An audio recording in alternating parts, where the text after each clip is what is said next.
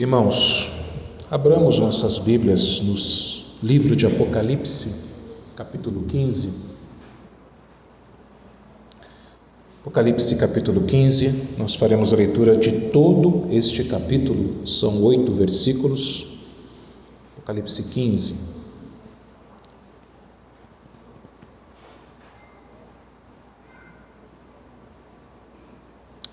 Vi no céu outro sinal, grande e admirável, 7 anjos tendo os 7 últimos flagelos, pois com estes se consumou a cólera de Deus. Vi como que um mar de vidro, mesclado de fogo, e os vencedores da besta, da sua imagem e do seu número, do número do seu nome, que se achavam em pé no mar de vidro, tendo harpas de Deus, e entoavam o cântico de Moisés, servo de Deus, e o cântico do Cordeiro, dizendo: grandes e admiráveis são as tuas obras, Senhor Deus Todo-Poderoso. Justos e verdadeiros são os teus caminhos, ó Rei das nações. Quem não temerá e não glorificará o teu nome, ó Senhor, pois só tu és santo. Por isso todas as nações virão e adorarão diante de ti, porque os teus atos de justiça se fizeram manifestos. Depois destas coisas, olhei e abriu-se no céu o santuário do tabernáculo do testemunho. E os 7 anjos que tinham os 7 flagelos saíram do santuário, vestidos de linho puro e resplandecente, e cingidos ao peito com cintas de ouro. Então um dos 4 seres viventes deu aos 7 anjos 7 taças de ouro, cheias da cólera de Deus, que vive pelos séculos dos séculos. O santuário se encheu de fumaça, procedente da glória de Deus e do seu poder, e ninguém podia penetrar no santuário, enquanto não se cumprissem os 7 flagelos dos 7 anjos. Vamos orar. Senhor, fala conosco nesse momento, Pai. Dá, Pai, aos teus servos aqui presentes o teu ensino, a tua instrução, o teu alimento, Senhor. Ilumina os corações de todos que aqui estão e a todos a quem esta mensagem chegar. Apesar de mim, Pai, usa-me, Senhor Deus, para a tua glória somente. É o que te pedimos em nome de Jesus. Amém. Meus irmãos, no mundo quebrado, no mundo de tanta angústia e sofrimento, no mundo de dores, no mundo em que a morte é real e muito próxima a nós podemos ter esperança. Tudo o que acontece com qualquer pessoa deste mundo pode acontecer aos crentes também. Crentes também sofrem, crentes também morrem, principalmente os crentes, porque os crentes são as únicas pessoas que sofrem e morrem por causa da sua fé. As outras pessoas sofrem e morrem por outros motivos, por outras razões, mas os cristãos sofrem e morrem por causa da sua fé. O cristianismo é a religião mais perseguida da face da terra. A mídia tradicional não divulga isso, mas essa é a realidade. Os números mostram isso. E isso não é de hoje. Desde o início, desde os primórdios da história da igreja, nós vemos no Novo Testamento e depois do Novo Testamento, em toda a história da igreja, a igreja do Senhor Jesus sendo atacada, sendo perseguida, sendo presa, torturada, morta. E nós vemos aqui em Apocalipse, meus irmãos, nós temos aqui em Apocalipse uma mensagem de esperança aos cristãos. Como você já sabe, como nós temos aprendido domingo após domingo, desde julho do ano passado, quando nós começamos a exposição de Apocalipse, Apocalipse foi escrito para dar esperança aos cristãos do final do primeiro século, da década de 90 do primeiro século, que estavam sendo perseguidos pelo Império Romano, a mando do imperador Domiciano. Os membros das 7 igrejas da Ásia, vários deles perderam seus bens, suas casas, seus negócios, seus empregos. Vários foram presos, torturados e vários também perderam a sua vida. E Apocalipse, meus irmãos, foi escrito pelo apóstolo João, ele mesmo também tendo sido torturado, ele mesmo também, segundo a tradição cristã, ter sido jogado num tacho de óleo quente e, por milagre, não ter morrido, mas sobreviveu. E depois de tudo isso, João foi lançado numa ilha chamada Patmos, para lá ficar até morrer. E nessa ilha de Patmos, o Senhor Jesus Cristo apareceu a João e disse a João o seguinte: escreve. Tudo que você vai ver, escreve. E João vai escrevendo um livro que para muitas pessoas é um livro difícil de se entender. E é verdade, não é um livro fácil de se entender. É necessário estudo, é necessário horas gastas diante da língua grega e também de outros livros de comentaristas para que a gente entenda. Mas uma vez que você entendeu, você sabe que este livro, ele deixa de ser difícil, ele se torna claro, cristalino. Até porque, como você já sabe, a palavra Apocalipse significa revelação.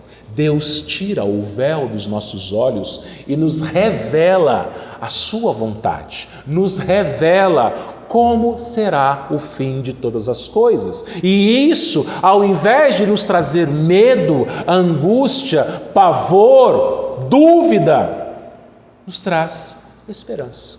Esperança e alegria. E, meus irmãos, Apocalipse é um livro enigmático para alguns, porque é um livro que não deve ser lido como se fosse linear, uma história só ali que vai crescendo. Não, Apocalipse conta de fato uma história só, mas ele conta a mesma história repetidamente. Apocalipse ele é dividido em 7 partes, em 7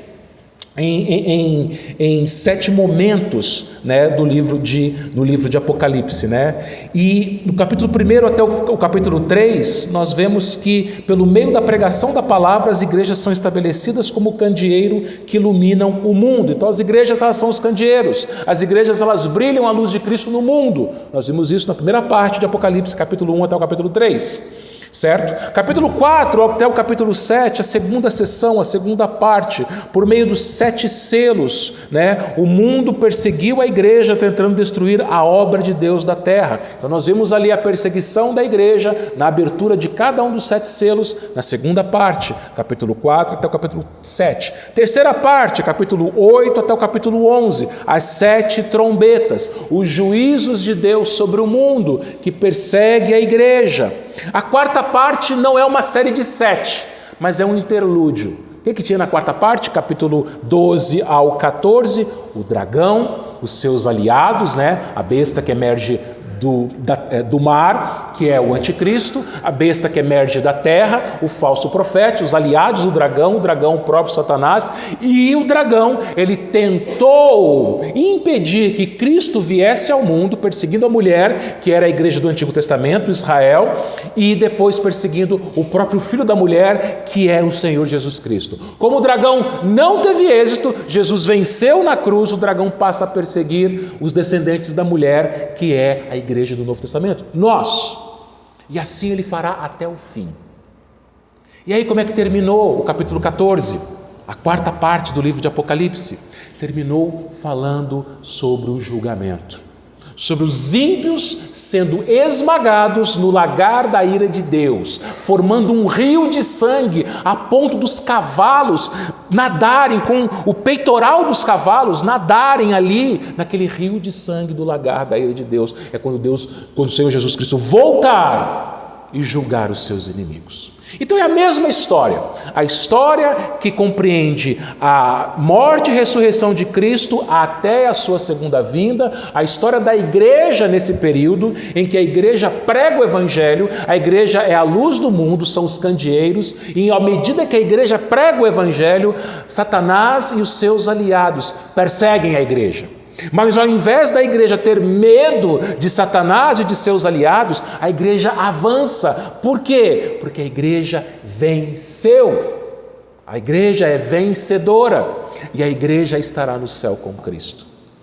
E esse capítulo 15 vai mostrar isso também. O capítulo 15, ele começa a quinta sessão, as 7 taças. A mesma história contada mais uma vez e com mais detalhes. Agora, do capítulo 15 até o capítulo 17, meus irmãos, nós vamos ver a mesma história. A história da redenção, a história de Cristo da sua igreja, mas com maiores detalhes. E a ênfase agora, meus irmãos, é a ira de Deus. A ênfase agora é a ira de Deus sobre os ímpios, sobre as pessoas que não reconheceram Cristo como Deus, como Senhor, como Salvador, sobre aqueles que rejeitaram Cristo, que permaneceram nos seus pecados. E João começa o capítulo 15 dizendo o seguinte, no versículo 1: Vi no céu outro sinal, grande e admirável, 7 anjos tendo os 7 últimos flagelos, pois com estes se consumou a cólera de Deus. Se você gosta de quadrinhos, eu quando era criança li muito revista e quadrinhos, gibis, na nossa época chamava gibi. Então você deve conhecer os gibis da Turma da Mônica. Na Turma da Mônica tem um personagem muito conhecido chamado Anjinho. E como que é um anjinho? O anjinho é um menininho, loirinho, de cabelo encaracoladinho, de olhos azuizinhos e que voa e que protege a Turminha da Mônica. Que bonitinho! Esse é o anjinho. Só que o dia que você ficar frente a frente com o anjo, você vai ficar assustado. Muito assustado. Quando Isaías viu os serafins voando, ele teve medo, porque os serafins voavam ao redor do trono. Um anjo é muito mais assustador do que você pode imaginar. É um ser fortíssimo, é um ser poderosíssimo, e mesmo assim, infinitamente mais fraco que o Criador dos anjos, o próprio Deus. Isaías, ele não teve medo dos serafins, ele teve medo de ter visto o rei, porque ele disse: ai de mim, estou perdido, porque eu sou um homem de lábios impuros e habito no meio de um povo de impuros lábios, e os meus olhos viram o rei, o Senhor dos exércitos. Mas anjos estavam ali voando. E agora João vê anjos, vê 7 anjos. Você se lembra que Apocalipse apresenta diversos números, e todos os números do livro de Apocalipse, eles não são à toa, eles não são aleatórios, eles simbolizam alguma coisa. O número 7 em Apocalipse é o número de Deus, é o número da perfeição, da completude. São 7 anjos. Ele tem uma visão. Ele diz aqui que ele vê um sinal, outro sinal. Por que outro? Qual foi o primeiro que ele viu? O primeiro foi lá no capítulo 12.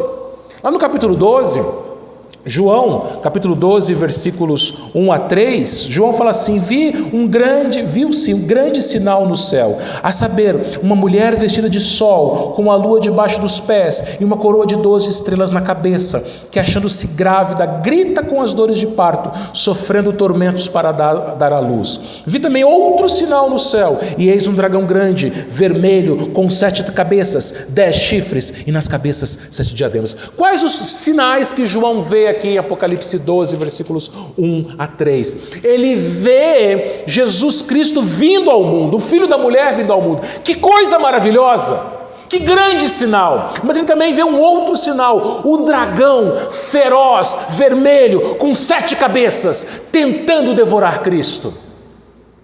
E a gente já viu como que ele fez isso. Primeiro, através de Herodes, que furioso tentou matar Jesus quando Jesus tinha apenas 2 anos. Ele não conseguiu. Depois, pessoalmente, na tentação, tentando fazer Jesus cair em tentação, ele não conseguiu. Ele pensou que se Jesus fosse morto numa cruz, Jesus seria derrotado.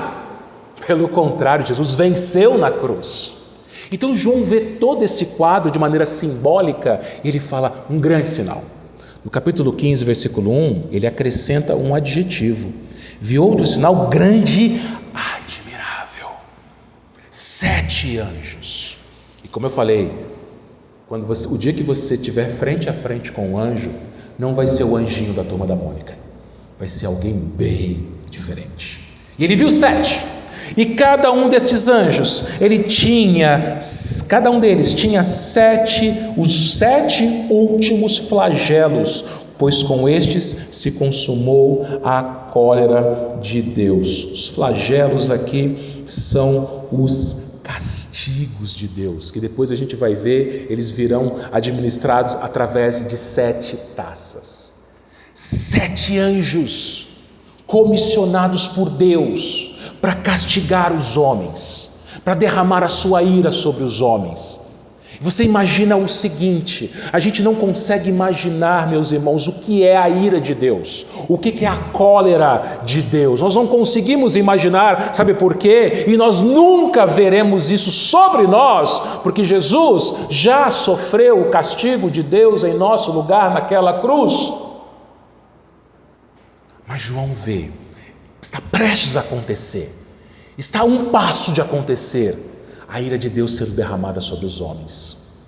E ele vê essa situação, ele vê esse quadro, ele vê esse sinal, e ele chama esse sinal de grande e admirável. Que coisa impressionante, meus irmãos. Não existe criatura tão irada como Deus. Não existe nenhum leão, nenhum tigre, nenhum leopardo que seja tão feroz como Deus. Nenhum tubarão, não existe nenhum animal, nenhum homem ou nenhum anjo que tenha tamanha ira quanto a ira de Deus. E ele está irado, muito irado. Eu poderia agora falar da história do mais famoso sermão pregado após os sermões bíblicos, pregado em 1741 por um pastor congregacional norte-americano chamado Jonathan Edwards, Pecadores nas mãos de um Deus irado. Eu coloquei no grupo de WhatsApp da igreja, se você quiser ouvir, ouça.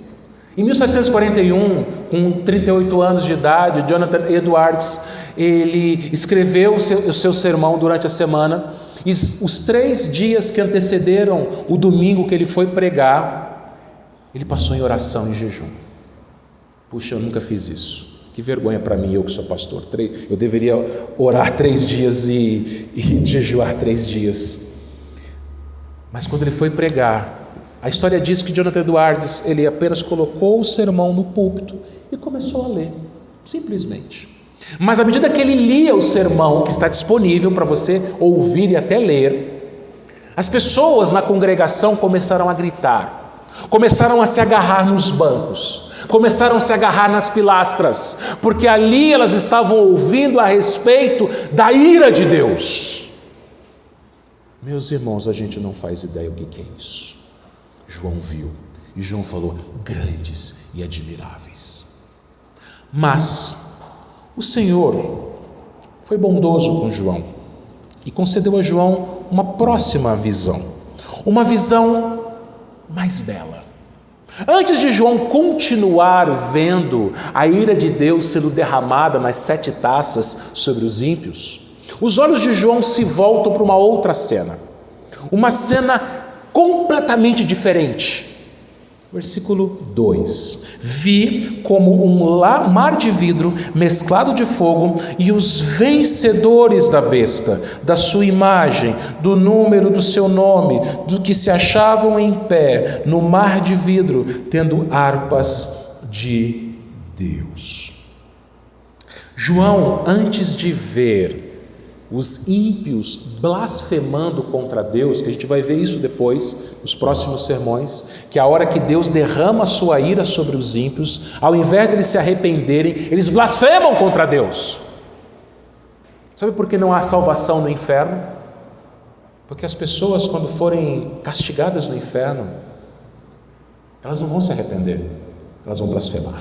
Mas a gente vai ver isso depois, um outro dia. Antes de João ver essa blasfêmia, João vê outras pessoas. João diz que ele vê um mar de vidro mesclado de fogo. Um mar de vidro. João já tinha falado do mar de vidro lá em Apocalipse 4:6. João está diante da presença de Deus e ele vê um mar de vidro. Como assim mar de vidro? Não entendi. Se você já teve a oportunidade de ir para o litoral, de ir para a praia, tirando algumas praias que são mais tranquilas, que parecem grandes lagoas, o mar em geral, ele é bravo.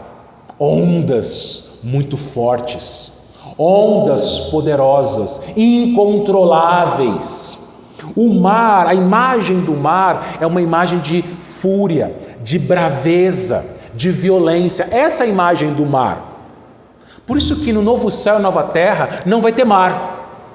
Porque o mar, além de dividir os povos, o mar é um símbolo de ira. Mas no novo céu e nova terra não há ira. Só que aqui tem um mar. Mas pastor, você falou que no céu não tem mar, mas aqui tem um mar. Só que preste atenção, ele é um mar de vidro. Como assim um mar de vidro? É um mar calmo, cristalino, não tem ondas, simbolizando a paz que os crentes terão no céu. Ou que já tem, os que já estão lá, já têm essa paz.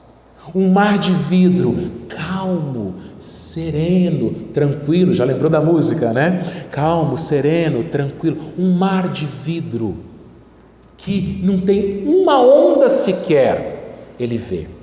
Mas ele vê que esse mar de vidro ele está mesclado com fogo. Como assim mesclado com fogo? O fogo mesclado no mar de vidro, ele simboliza duas coisas. Ele simboliza, primeiro, a direção de Deus e, segundo, o seu juízo. Isso nos leva, e a gente vai falar sobre Moisés no próximo versículo, nos leva a lembrar quando o povo de Israel saiu do Egito e agora eles estavam se aproximando do Mar Vermelho. E quando eles se aproximaram do Mar Vermelho, eles olham para trás, eles ouvem um barulho e eles ouvem o grande exército de Faraó vindo no encalço deles, porque Faraó se arrependeu.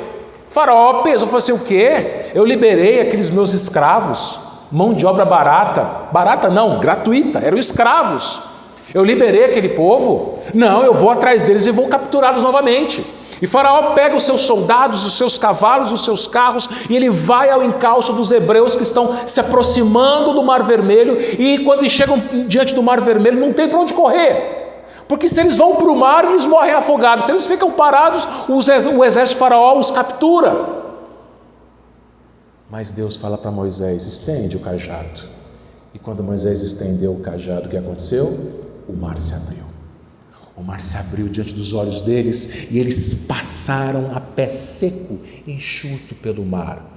E quando eles estão atravessando o mar, Faraó e os seus exércitos também vêm atravessando o mar. Eles estão no encalço.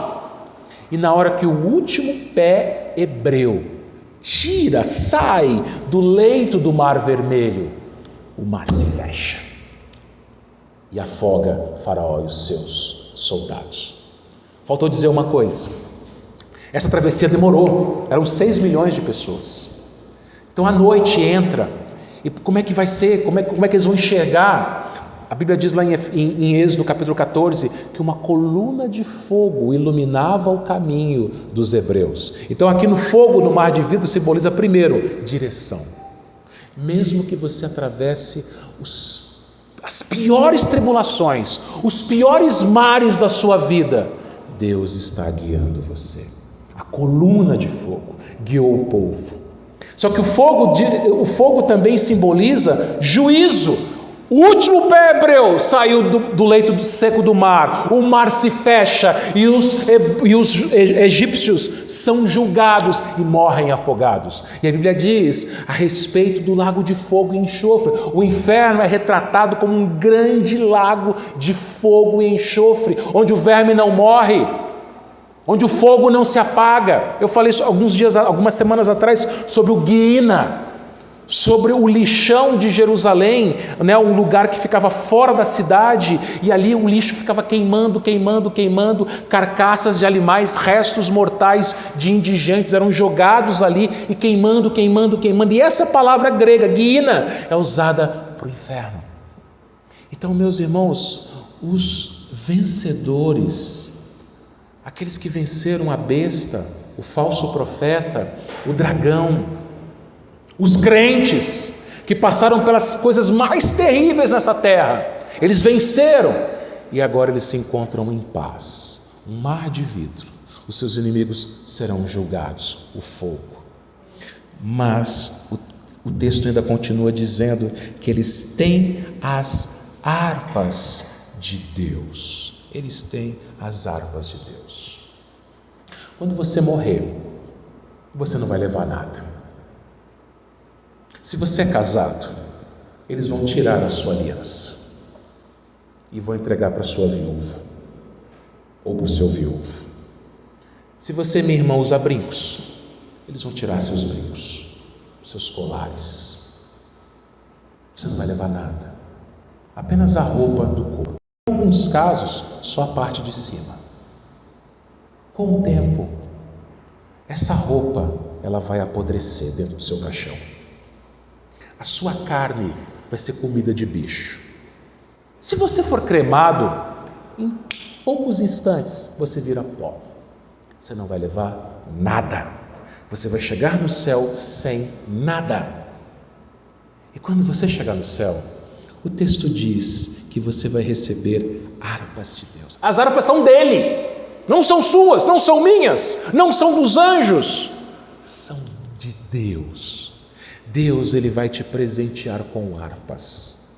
E as harpas são de Deus não somente porque elas pertencem a Deus, mas porque elas devem ser usadas para Deus. Por isso o versículo 3 diz que com estas harpas, os vencedores entoavam o cântico de Moisés, servo de Deus, e o cântico do Cordeiro, dizendo: grandes e admiráveis são as tuas obras, Senhor Todo-Poderoso, justos e verdadeiros são os teus caminhos, ó Rei das nações. Não dá para você ler isso aqui sem cantar, sem a música na cabeça, Toda vez que eu leio isso daqui, esse cântico gravado pelos vencedores por Cristo, vem à minha cabeça. Não é como você lê isso daqui, se você conhece a música, não é como você lê sem a música na cabeça. Eu leio cantando. Versículo 4, quem não temerá, não glorificará o teu nome, ó Senhor, pois só tu és santo, por isso todas as nações virão e adorarão diante de ti, porque os teus atos de justiça se fizeram manifestos. João chama esse cântico de Moisés e cântico do Cordeiro. É um cântico só, não são dois. Por que cântico de Moisés? Lá no capítulo 15 de Êxodo, depois que termina a passagem do Mar Vermelho, Moisés então louva ao Senhor. Moisés fala dessas grandes obras do Senhor. Moisés está exaltando o nome do Senhor com essas grandes e admiráveis obras. Ele fala que os caminhos do Senhor, eles são justos e verdadeiros. Meus irmãos, o Senhor Deus é um Deus justo. Os egípcios não se arrependeram, os egípcios não voltaram atrás. Faraó teve tempo, teve oportunidades e não aproveitou. Deus foi justo e Deus foi verdadeiro, porque aquilo que Deus falou para Faraó que ele faria, ele fez. Os teus caminhos. Ele é o rei das nações. Não é Faraó o grande rei das nações. Vamos pensar que naquela época o Egito era a nação mais rica do mundo, mais poderosa do mundo. Faraó era o rei da terra. Nos dias em que Apocalipse foi escrito, o imperador romano, na época aqui, Domiciano, era o rei das nações, era o homem mais poderoso do mundo. Hoje nós podemos dizer que existem algumas nações que são poderosíssimas. Mas quem que é o rei das nações? Quem é aquele que governa tudo? Não é aquele que se assenta numa sala presidencial. Não é aquele que se assenta num trono feito por mãos humanas. Não é aquele que está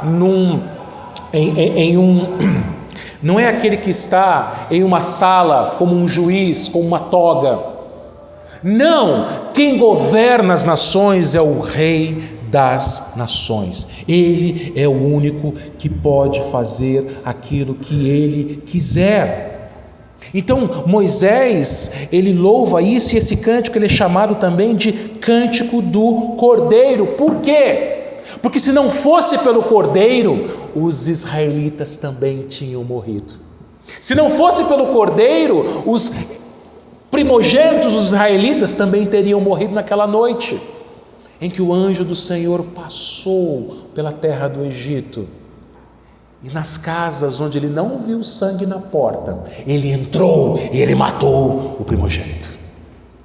Então, meus irmãos, esse cântico é também do Cordeiro, porque o Senhor manifestou a sua justiça. Justos e verdadeiros são os teus caminhos no Cordeiro, em cada casa. E aqueles cordeiros sacrificados naquelas casas apontavam para o Cordeiro de Deus que foi sacrificado em nosso lugar. Por isso que quando a gente olha para a história da redenção, quando a gente olha para a história de Cristo, quando a gente olha para o Evangelho, a gente fala assim: grandes e admiráveis são as tuas obras, Senhor Deus Todo-Poderoso.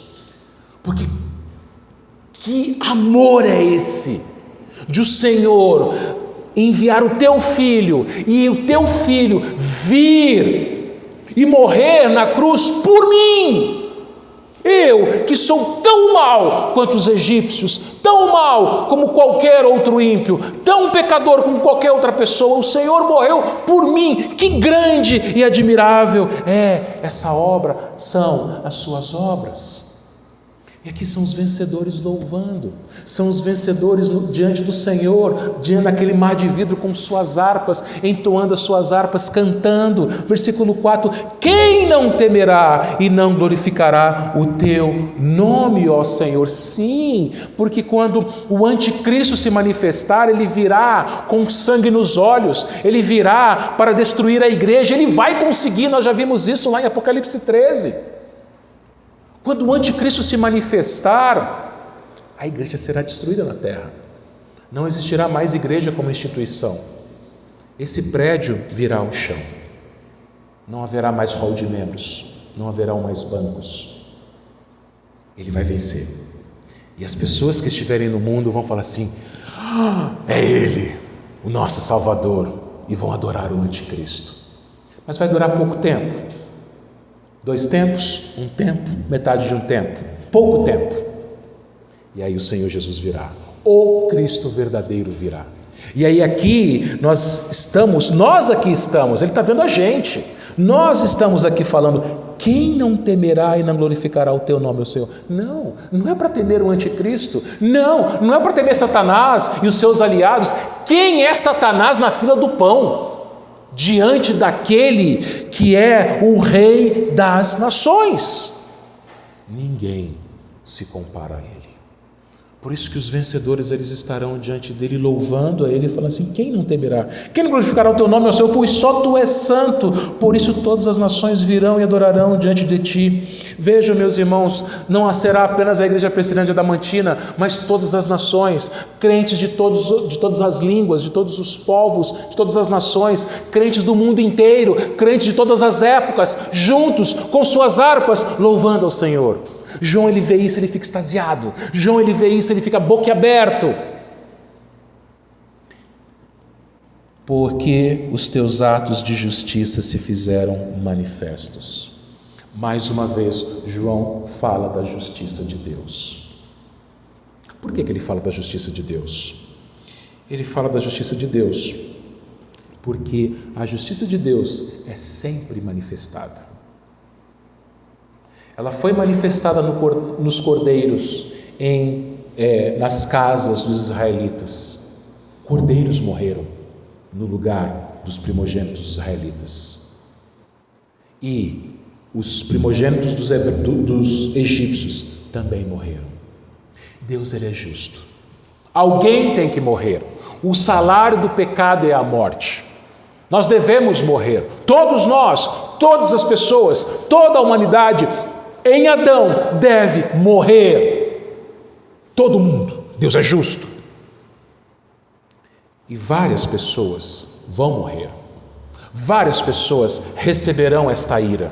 E nós não receberemos esta ira justa, porque na cruz ele desviou a ira que deveria cair sobre nós, sobre o seu Filho. E naquela cruz a justiça de Deus foi derramada sobre o seu Filho. O juízo de Deus foi derramado sobre o seu Filho. E aqueles que creem pela fé são justificados, diz Paulo em Romanos 5. Justificados, pois mediante a fé tendes paz com Deus. Agora eu sou amigo de Deus. Agora eu fui reconciliado com Deus por meio de Cristo. Deus foi justo em Cristo. Então nós estamos aqui diante do trono, sobre o mar de vidro, louvando ao Senhor. João tem essa segunda visão então. João, ele é consolado com essa segunda visão. João agora vai voltar novamente os seus olhos para a primeira visão, para aqueles 7 anjos. E ele vai ver coisas horríveis, que a gente vai ver domingo que vem. Mas, do versículo 5 até o versículo 8, João, ele continua falando desses preparativos. A gente vai ficar com água na boca, para domingo que vem, a gente ver o que acontece. Mas João, ele vai terminar o capítulo 15, narrando sobre os preparativos para as 7 taças. Versículo 5: depois dessas coisas olhei, e abriu-se no céu o santuário do tabernáculo do testemunho. Os 7 anjos que tinham 7 flagelos saíram do santuário vestidos de linho puro e resplandecente, cingidos ao peito com cintas de ouro. Então um dos 4 seres viventes deu aos 7 anjos 7 taças de ouro, cheias da cólera de Deus, que vive pelos séculos dos séculos. O santuário se encheu de fumaça procedente da glória de Deus e do seu poder, e ninguém podia penetrar no santuário enquanto não se cumprissem os 7 flagelos dos 7 anjos. João, ele olha novamente para o céu. João vê novamente, e lá ele vê o santuário. O céu, ele se abre e ele vê o santuário do tabernáculo do testemunho. Vamos lembrar de uma coisa aqui.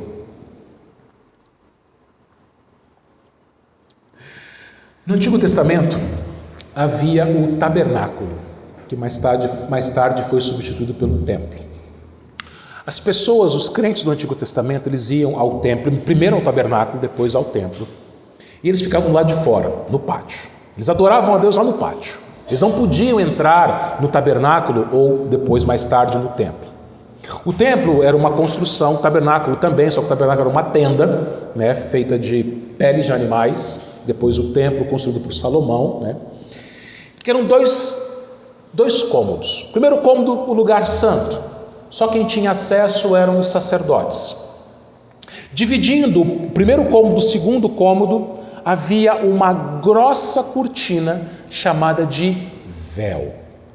Atrás do véu estava o segundo cômodo, o Santo dos Santos. No Santo dos Santos havia a Arca da Aliança, também conhecida como Arca do Testemunho. Por que a Arca do Testemunho? A arca era uma caixa de madeira coberta de ouro, e dentro dessa caixa havia 3 coisas: a vara de Arão, que floresceu, uma porção de maná e as 2 tábuas da lei, os 10 mandamentos. A Arca do Testemunho ali simbolizava o seguinte: que Deus, ele é justo e que as pessoas precisam cumprir os seus mandamentos que estavam ali. Só que o povo de Deus nunca conseguiu cumprir os mandamentos plenamente. Nunca que ninguém consegue cumprir todos os 10 mandamentos. Não dá. Por isso, havia uma tampa sobre a arca de Deus chamada propiciatório. Essa tampa era feita de ouro puro, maciço, onde haviam 2 querubins, um de frente para o outro, esculpidos ali. E uma vez por ano, o sumo sacerdote, ele entrava, passava o véu, entrava no Santo dos Santos, diante da arca do testemunho, e ali ele pegava o sangue de um cordeiro que tinha sido morto lá fora, no lugar do povo, e aspergia aquele sangue sobre o propiciatório, porque aquele povo, ele, sumo sacerdote inclusive, não conseguiam cumprir os mandamentos que estavam ali dentro da arca. Mas porque eles não conseguiam, eles deveriam morrer. O salário do pecado é a morte. Mas um cordeiro tinha sido morto no lugar deles, então o sangue era aspergido. Deus aceitava e Deus perdoava o seu povo. Quando Jesus morreu na cruz, quando o Cordeiro de Deus morreu na cruz, o que aconteceu? A Bíblia fala lá em Mateus que o véu do santuário se rasgou do alto até embaixo. E agora, em Cristo, em nome de Jesus, todos os crentes têm acesso à presença de Deus simbolizada naquela arca. Todos os crentes. Por Jesus, nós não precisamos mais matar cordeiros. Não, porque o Cordeiro de Deus já morreu em nosso lugar. Nós não precisamos mais de uma arca, porque tudo aquilo que a arca simbolizava foi cumprido em Cristo Jesus. Ele é o nosso sumo sacerdote e ele é o próprio Cordeiro, ele se ofereceu. Mas João aqui está vendo este santuário do tabernáculo do testemunho. E João, meus irmãos, está dizendo uma coisa para nós através desta visão, que, como eu acabei de falar, ninguém consegue cumprir os 10 mandamentos. Ele fala da arca do testemunho, a arca que tinha as tábuas do testemunho. Ninguém consegue cumprir os mandamentos. Bom, se você e eu não conseguimos cumprir os mandamentos, os testemunhos do Senhor, alguém cumpriu em nosso lugar.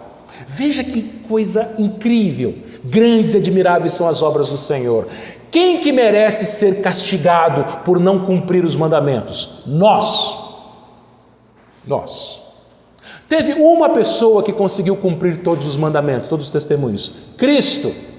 E justamente Cristo que é castigado em nosso lugar. Como isso é grande, como isso é admirável. Só que os homens não conseguem. Os homens que vivem no mundo alheios a Cristo, que servem ao dragão, a Satanás, eles não praticam as obras, eles não praticam os mandamentos. E além de não praticar os mandamentos, a única solução para eles, que é a mesma solução para nós, é Cristo. Só que eles rejeitam Cristo. E a própria lei de Deus, os próprios mandamentos, são testemunha contra eles. Por isso que Deus é justo. Deus não vai condenar ninguém injustamente. Sabe por quê? Porque todos que serão condenados merecem ser condenados. Todos.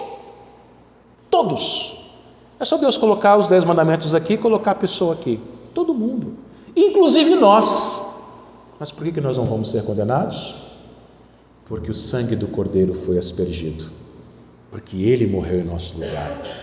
Porque Ele obedeceu tudo em nosso lugar e sofreu castigo em nosso lugar. Mas João está vendo essa imagem aqui. João está vendo novamente os 7 anjos. Eles recebem 7 taças de ouro, cheias, versículo 7, da cólera de Deus. Deus é um Deus longânimo, compassivo e assaz longânimo, meus irmãos. Ou seja, Ele é paciente. Ele é muito paciente. Ele dá tempo às pessoas para se arrependerem. Se Deus quisesse, meus irmãos, Ele poderia, num segundo, acabar com tudo, jogar todo mundo no inferno. Podia. Se Ele quisesse, Ele podia. Mas Deus, Ele não se alegra na morte do ímpio.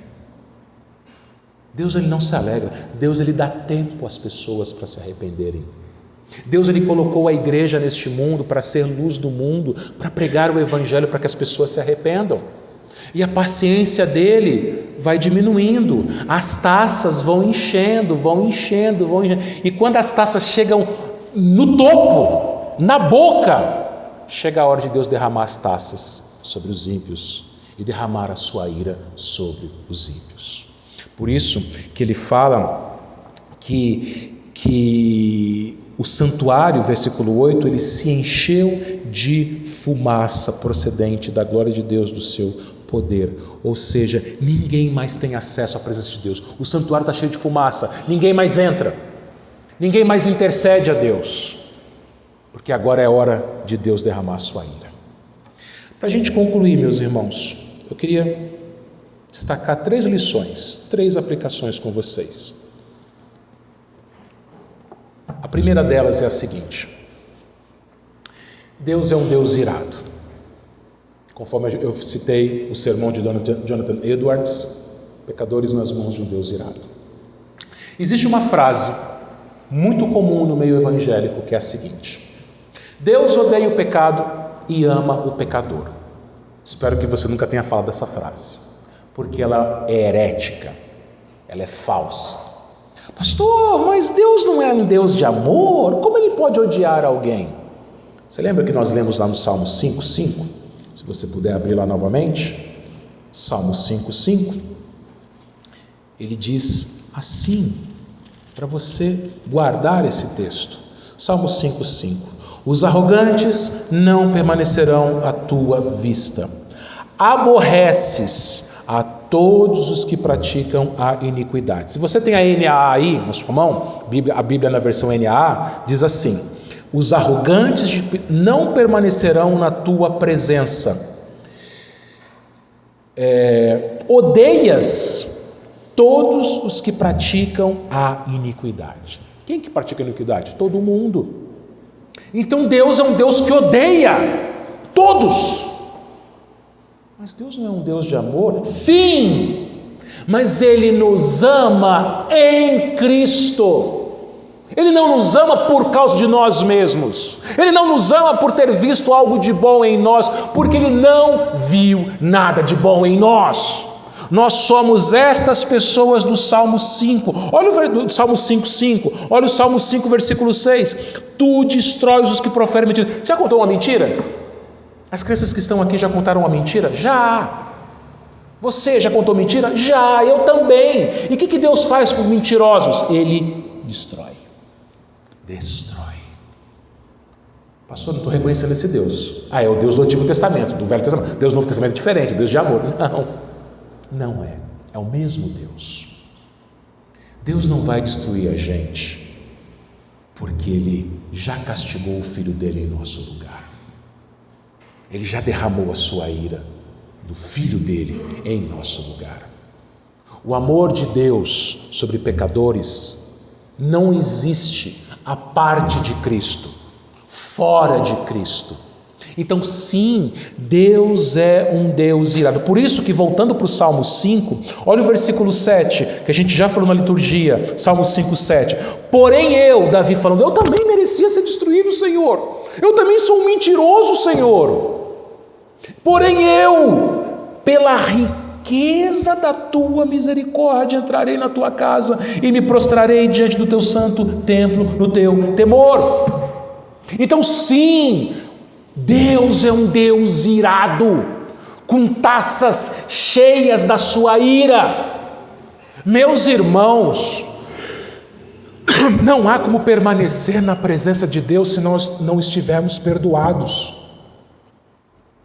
Não é uma imagem bonita de se ver, agradável de se ver, porque as pessoas que se encontram com o Criador quando morrem, só tem 2 possíveis sentimentos: ou uma grande alegria, porque Cristo já foi morto no lugar delas, já foi castigado no lugar delas, e por isso agora elas estão diante do seu Pai.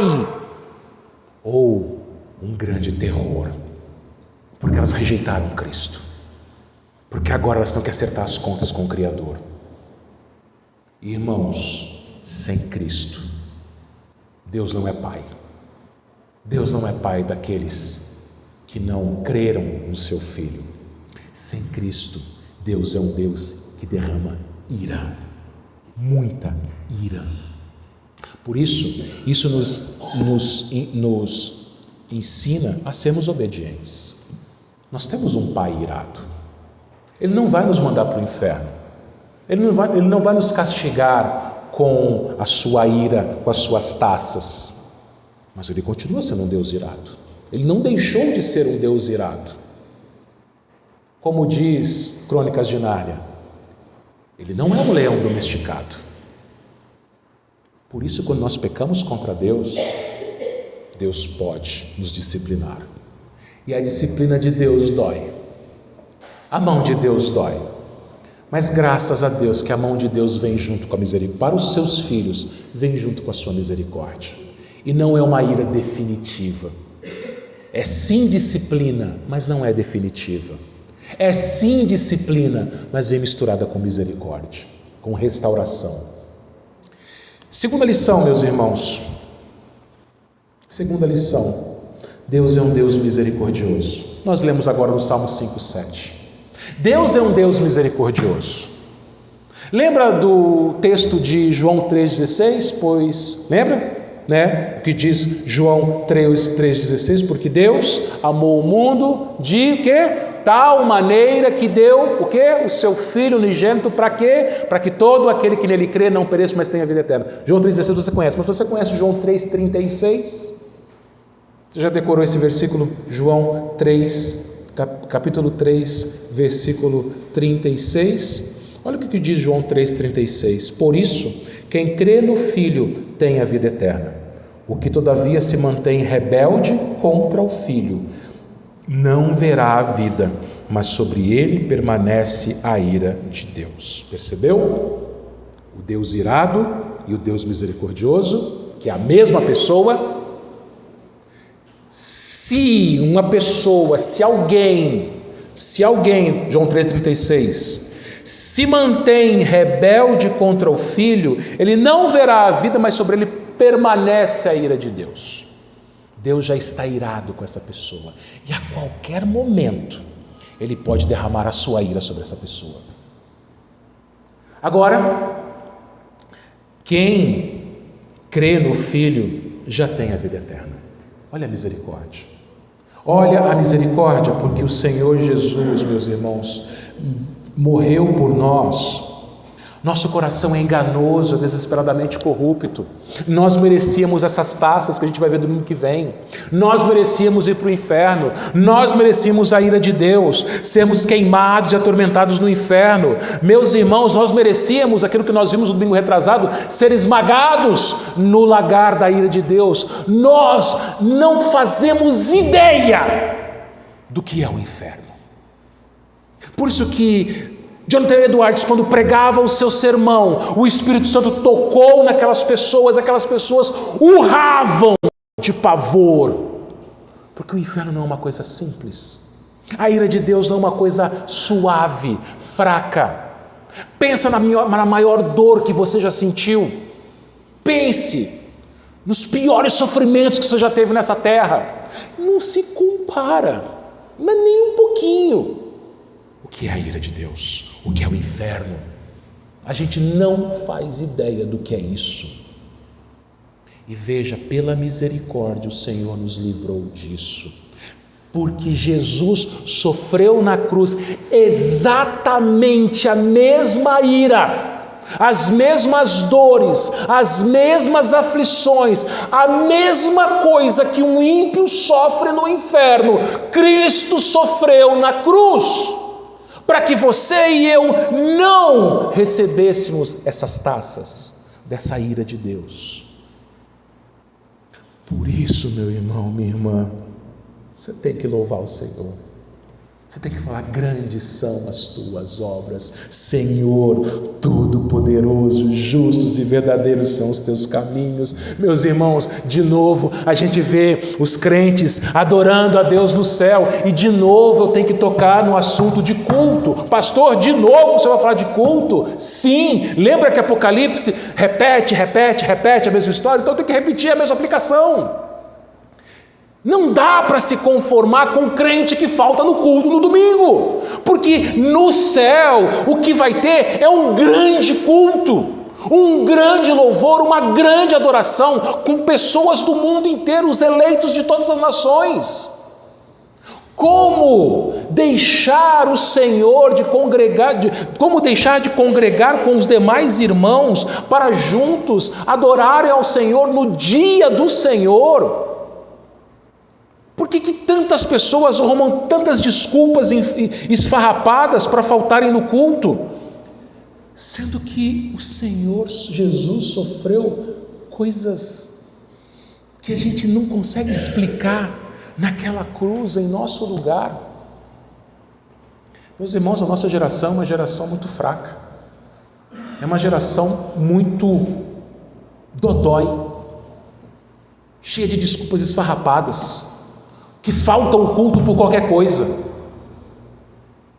Quantos cristãos do passado e do presente fazem de tudo para estarem no culto, para chegarem no culto e louvarem as grandes e admiráveis obras do Senhor, o Rei das Nações? Eu me lembro que nos anos 90, adolescente, depois já jovem, no início da década de 2000, eu, minha mãe, meu pai e minha irmã, nós caminhávamos 12 quilômetros para a gente participar da escola dominical e do culto. 3 para ir, 3 para voltar de manhã, 3 para ir, 3 para voltar à tarde. A Ana caminhava 20, porque ela morava mais longe. 5 para ir, 5 para voltar, 5 de manhã, 5 para ir, 5 para voltar à noite. Irmãos que eu conheci caminhavam horas. Reverendo Harry Reeder, um pastor presbiteriano norte-americano, ele escreveu que nos anos 80 ele esteve em Uganda. Se você conhece um pouquinho de história, você já deve ter ouvido falar de um homem chamado Idi Amin Dada. Idi Amin Dada foi um ditador terrível e sanguinário em Uganda, na África. Logo nos anos 80 já havia passado esse tempo, e aí a igreja começa a despertar em Uganda ali, e o pastor Harry Reeder, ele vai até Uganda, e ele chega numa igreja, e os crentes presbiterianos ugandenses, acho que é assim que fala, ugandense, começam o culto, e eles por 2 horas louvam, 2 horas cantando. O pastor Harry Reeder vai para o púlpito, ele prega um sermão. Termina de pregar o sermão, os crentes ugandenses, pastor, prega mais um. Aí ele estranha, mas ele prega de novo. Ele termina o segundo sermão e os crentes falam, pastor, prega de novo. Ele fala, peraí, 3 vezes? E aí os crentes falam assim, pastor, nós caminhamos o sábado inteiro, viemos de longe, chegamos aqui tarde, dormimos aqui e a gente quer ouvir a palavra de Deus. Reverendo Ronaldo Lidório, conhecido de muitos aqui, pelo menos pelas devocionais, foi missionário em Gana, na África, nos anos 90, e ele conta a história que ele estava na igreja, e ali chegou uma mulher que vinha de muito longe, de outra tribo. Ela chega atrasada no culto, coberta de lama, com galhos e folhas no cabelo, porque ela teve que atravessar rios, ela teve que atravessar barro, e ela chega ali, ela ouve a palavra de Deus no culto, e ela se converte naquele culto, porque é isso, meus irmãos, que a gente vai fazer no céu, louvar e adorar o nosso Deus. Então o fato de você vir ao culto, de você não faltar ao culto, é você participar de um pouquinho do que vai ser o céu. Não há como você ter outra reação diante desse Deus misericordioso, desse Deus que sofreu por você, que bebeu o cálice da ira de Deus no seu lugar. Não há como você ter outra reação, a não ser que você não tenha se convertido, a não ser que você precise se arrepender, a não ser que você precise se acertar com Deus, se arrependendo e crendo nele. Porque um crente de verdade, ele não dá desculpas. Eu vou para o culto, porque eu vou louvar o Deus que morreu por mim. Eu vou louvar o Deus que sofreu, que bebeu o cálice, que teve a ira de Deus sobre ele no meu lugar. Eu quero te trazer uma terceira e última lição. Nós somos vencedores. Diz o texto que os vencedores, eles se achavam no mar de vidro. Meus irmãos, os cristãos são chamados de vencedores não porque eles são fortes, não porque eles são poderosos, mas porque a vitória deles está em Cristo. Eu quero terminar contando um testemunho a respeito de uma adolescente chamada Blandina. Blandina foi uma menina de 15 anos de idade, natural de Lyon, onde fica a França hoje, mas na época era o Império Romano. Blandina foi presa porque ela era cristã, a mando do imperador Marco Aurélio. Ela e mais um grupo de cristãos foram presos, torturados, a tal maneira que os algozes se cansaram, não aguentavam mais bater em Blandina, eles se cansaram. E ela virou para os algozes e falou assim: nós não cometemos crime algum, nós somos cristãos. Pegaram ela animando os seus irmãos em Cristo ali, para que eles não negassem a fé, porque o Marco Aurélio, o imperador, falou assim: é só vocês negarem a Cristo, neguem a Cristo, eu solto vocês. E ela falou assim: não, nós não somos criminosos. E ela ali com seus 15 anos, animando os seus irmãos em Cristo, pegaram Blandina, levaram para uma arena em Lyon, amarraram Blandina, jogaram na brasa quente. Nega a Cristo, ela fala: não, eu sou cristã. E a brasa queimando, não aguentam mais, tiram Blandina da brasa, prendem ela de novo, tiram ela, jogam na arena de novo. Vem um boi e com seus chifres joga Blandina para cima. Ela não morre, e ela continua afirmando que era cristã, até que um soldado pega uma adaga, que era uma espada curta, e crava no peito de Blandina, e ela morre. Isso é ser um vencedor, é você não negar Cristo. Amanhã no trabalho, na escola, no lugar onde você está, você será tentado por Satanás a negar Cristo. Você será tentado por Satanás a dar um mau testemunho. Não caia nas artimanhas de Satanás. Vença-o com o Evangelho, vença-o com o testemunho. Seja alguém que testemunhe que você de fato é um vencedor, para a glória de Deus, para que assim um dia você, pela sua misericórdia, esteja no céu junto com seus irmãos, louvando as grandes e admiráveis obras do Senhor. Que Deus os abençoe, meus irmãos. Amém.